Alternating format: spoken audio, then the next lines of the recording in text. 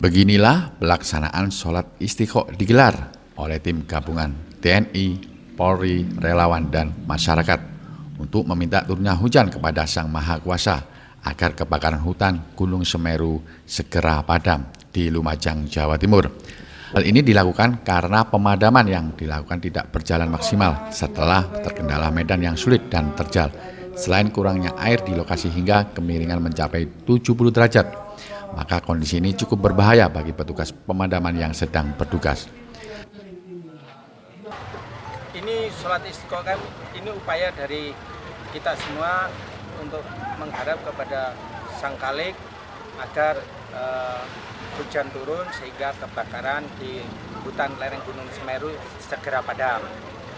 Kebakaran ini faktor alam karena memang musim kering yang cukup panjang dan dengan suhu yang tinggi sehingga rerumputan atau belukar itu mudah untuk terbakar.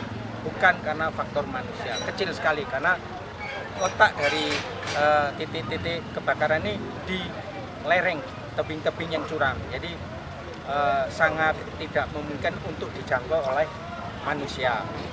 Berharap kebakaran hutan dan lahan yang mencapai 100 hektar lebih ini bisa segera padam dan tidak semakin meluas, sehingga aktivitas warga maupun pendaki bisa berjalan normal seperti sebelumnya. Dari Lumajang, Jawa Timur, tim Museum TV menginfokan.